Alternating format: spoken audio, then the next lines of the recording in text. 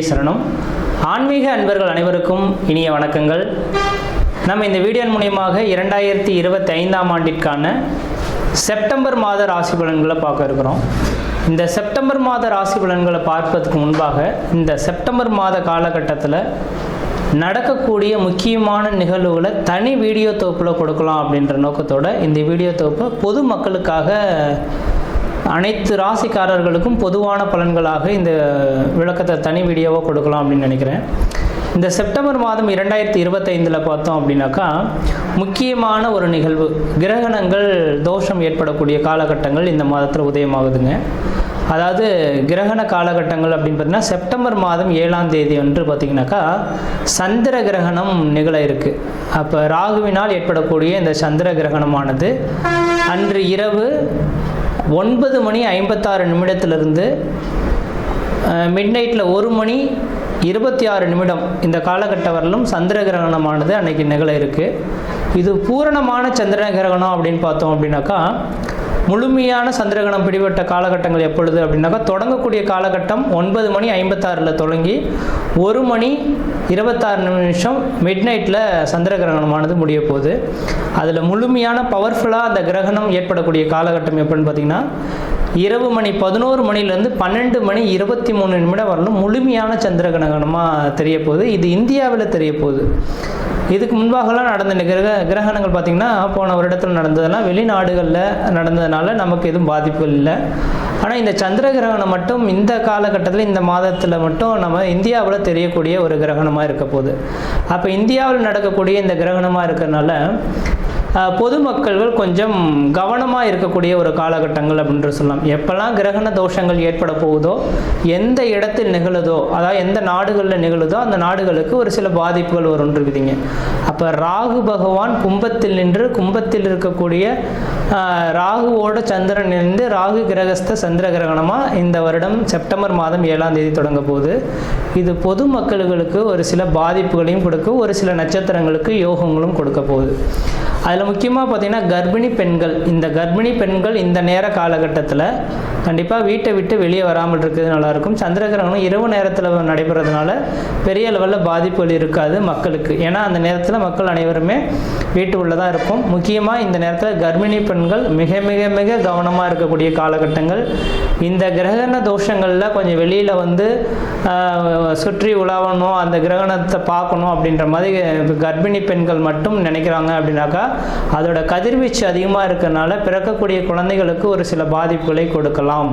அதனால் அந்த கர்ப்பிணி பெண்களுக்காகவே இந்த வீடியோ கொடுக்கணுன்ற நோக்கத்தோடு நான் இந்த வீடியோவை தொகுப்பை கொடுக்குறேன்.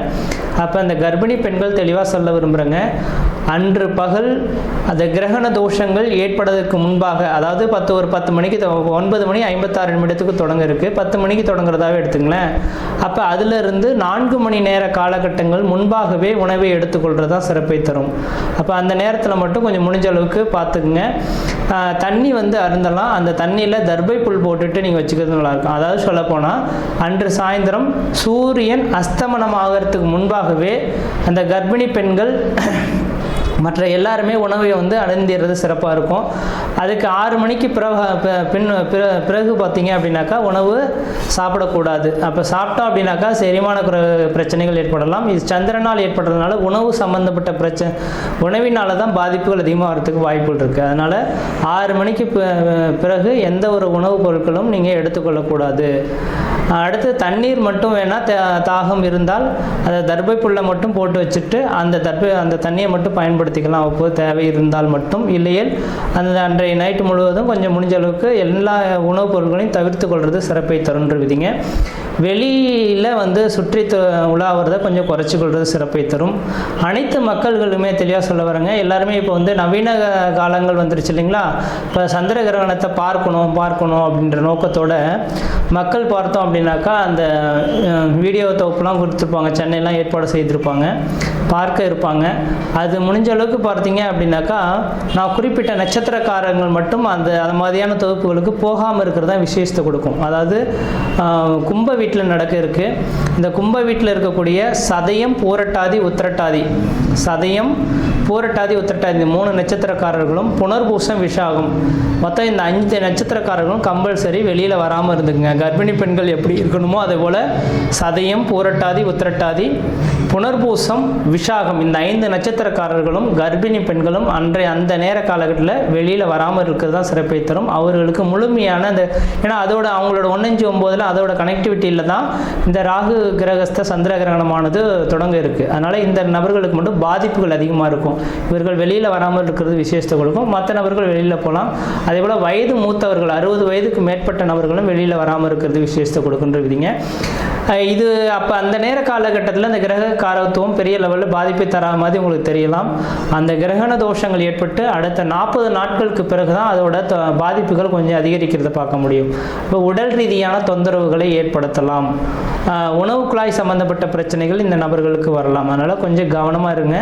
இந்த நான் சொன்ன இந்த 5 நட்சத்திரக்காரர்களும் மறுநாள் பார்த்தீங்க அப்படின்னாக்கா காலையில் எழுந்து பச்சை தண்ணியில் குளிச்சுட்டு விநாயகர் கோயிலுக்கு போயிட்டு அர்ச்சனை பண்ணிட்டு வர்றது விசேஷத்தை கொடுக்குங்க. ஏன்னா ராகு கேதுவின் கண்ட்ரோலை பண்ணக்கூடிய சக்தி விநாயகர் பெருமானுக்கு மட்டுமே உண்டு. அப்போ மறுநாள் செப்டம்பர் 7ஆம் தேதி நைட்டு இந்த கிரகணம் தொடங்க இருக்குது. செப்டம்பர் 8ஆம் தேதி அன்று பார்த்தீங்க அப்படின்னாக்கா விநாயகர் கோயிலுக்கு போயிட்டு குளிச்சுட்டு நல்லெண்ணெய் தீபம் போட்டு வழிபாடு செய்துட்டு வந்தீங்க. இந்த 5 நட்சத்திரக்காரர்கள் வழிபாடு செய்துட்டு வந்தால் இதனால் தோஷங்களை கண்ட்ரோல் பண்ணக்கூடிய சக்தி விநாயகருக்கு உண்டு. ஏன்னா ராகு கேதுவின் 2 கிரகத்தையுமே அடக்கக்கூடிய சக்தி இந்த விநாயகருக்கு இருக்கிறனால அவரோட சொல்லுக்கு கட்டுப்படுறதுனால இந்த 5 நட்சத்திரக்காரர்களும் வழிபாடு செய்து கொள்வது மிகப்பெரிய விசேஷத்தை கொடுக்குன்றவிதிங்க. அதே வேளையில் மற்ற ராசிக்காரர்கள் பெரிய லெவலில் பாதிப்புகளை எதுவும் தடாதுன்றவிதிங்க. அது இந்த கிரகணம் தொடங்கிடுச்சு அப்படின்னாவே அடுத்த அந்த இப்போ ஒவ்வொரு கிரகணமும் பார்த்தீங்கன்னாக்கா லாஸ்ட் இயர்லாம் 2-3 கிரகணங்கள் தொடங்கினது. ஆனால் இந்தியாவில் தெரியலை, அதனால் நமக்கு பாதிப்பு இல்லை. அப்போ எந்த நாடுகளில் கிரகணம் ஏற்படுதோ அந்த நாடுகள் கிரகணம் தொடங்கி அடுத்த கிரகண தோஷங்கள் உண்டாகக்கூடிய காலகட்டம் வரலும் ஒரு சில பாதிப்புகளை கொடுக்கும். அப்போ ராகுவினால் இந்த நேரத்தில் தொடங்குறதுனால கடல் சீற்றங்கள், ஏன்னா சந்திரனோட அமைப்பில் இருக்கனால நீர் சம்பந்தப்பட்ட விஷயம் கடல் சீற்றங்கள் ஏற்படலாம். அதாவது கடல் அலைகள், பூகம்பங்கள் ஏற்படக்கூடிய விஷயங்கள். அதே போல் பார்த்தீங்கன்னாக்கா அந்த நெருப்பினால் பாதிப்பு, விமான விபத்துக்கள், இது மாதிரியான ஒரு சில பாதிப்புகள் ஏற்படுத்துறதுக்கான வாய்ப்புகள் உண்டு. மக்கள் அதுக்கு பின்னர் பார்த்தீங்க அப்படின்னாக்கா முக்கியமாக அடுத்ததாக மழை காலங்களும் தொடங்க இருக்குது இல்லைங்களா.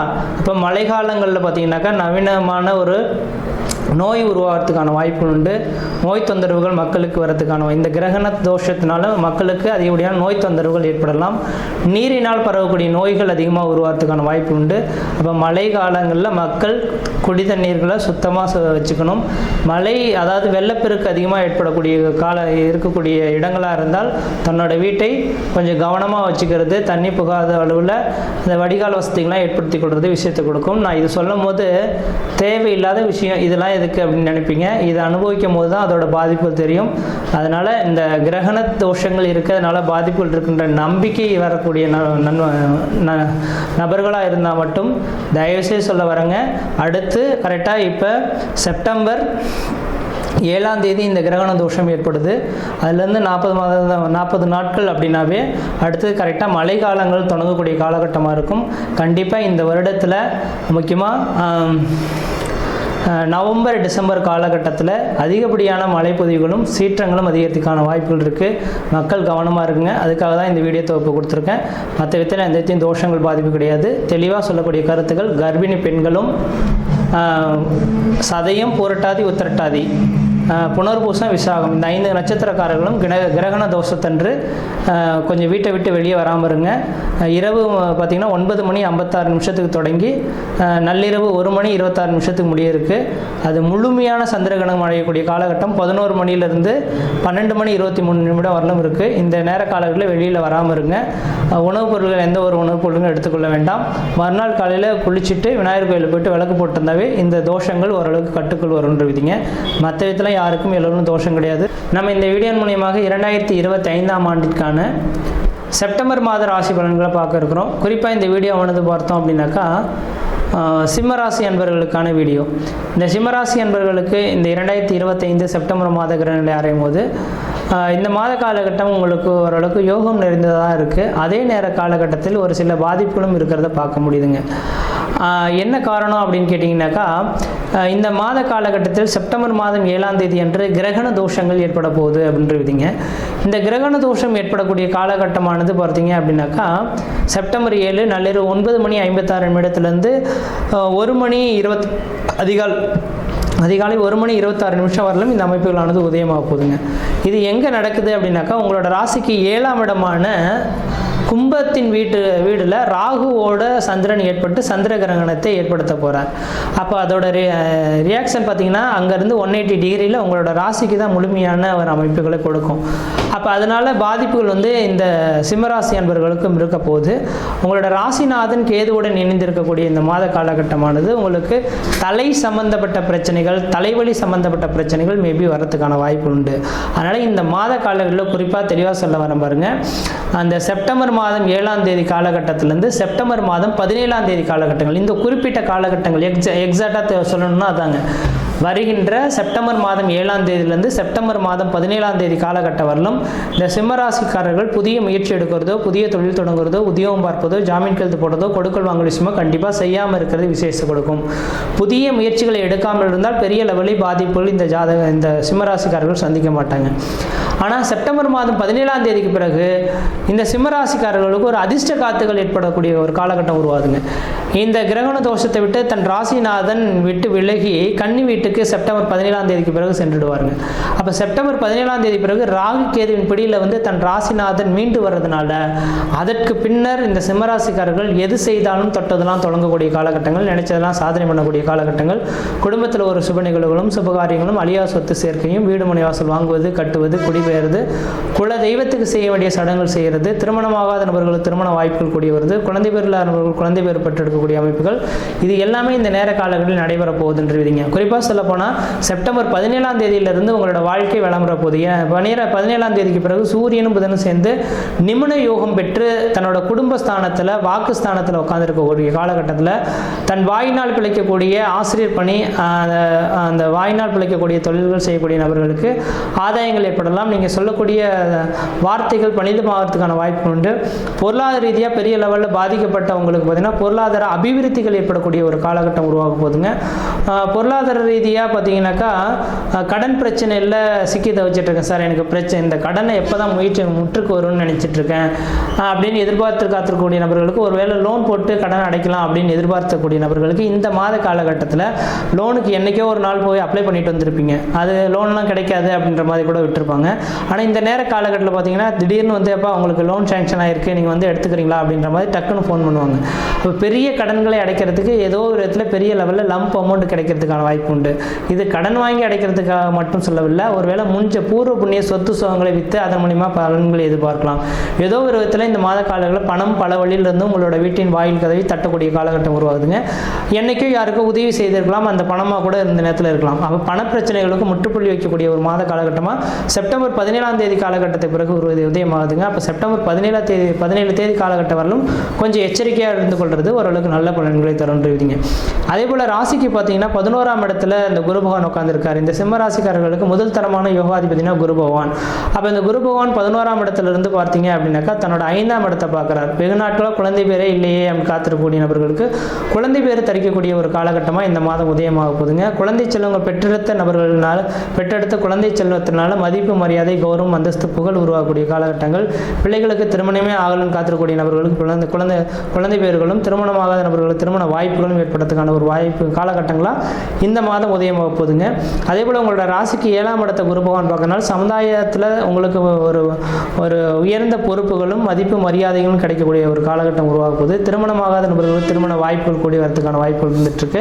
3ஆம் இடமான முயற்சி ஸ்தானத்தை குரு பகவான் பார்க்க இருக்கனால உங்களோட இளைய சகோதரத்துக்கும் உங்களுக்கு ஒரு இணக்கமான சூழல்கள் ஏற்படும். ஏற்படலாம். அப்போ இளைய சகோதரத்தினால யாருக்கா ஏதாவது பிரச்சனைகள் இருந்தால் அவங்களுக்குள்ளார ஒரு சமூகமான உறவுகள் ஏற்பட்டு அது பலப்படுறதுக்கான வாய்ப்புகள் இருந்துட்டு இருக்கிறதுக்கான வாய்ப்பு உண்டு. இந்த மாத காலகட்டத்தில் எனக்கு இது நடந்தால் நல்லா இருக்குமே அப்படின்னு எதிர்நோக்கி காத்திருக்கக்கூடிய இந்த சிம்மராசி என்பவர்களுக்கு இந்த மாத காலகட்டமானது ஒரு சில நீங்கள் செய்யக்கூடிய முயற்சிகள்னால திடீர் அதிர்ஷ்டங்களும் திடீர் பணவரங்களும் ஏற்படக்கூடிய காலகட்டமாக இருந்துட்டு கொண்டிருக்கீங்க. அப்போ தெளிவாக சொல்ல போனால் இந்த சிம்மராசி என்பவர்களுக்கு இந்த செப்டம்பர் மாத கிரகணில் ஆறும்போது முதல் 17 நாட்கள் கொஞ்சம் எச்சரிக்கையாக இருங்க. முதல் 17 நாட்களுக்கு பிறகு நீங்கள் செய்யக்கூடிய காரியங்கள் சாதனைக்கான ஒரு அமைப்புகளை தருந்துவிங்க. மற்ற விதத்தில் எந்த விதத்தையும் தோஷங்கள் கிடையாது. இந்த மாதத்தில் நீங்கள் வழிபாடு செய்யக்கூடிய தெய்வம் எதுனா விநாயகர் பெருமான் வழிபாடு செய்வதனால எடுத்த காரியங்களை வெற்றி பெறத்துக்கான ஒரு காலகட்டமாக இருக்குது. முயற்சி எடுத்து பாருங்கள், கண்டிப்பாக வெற்றி பெறுவீங்கள். நன்றி, வணக்கம்.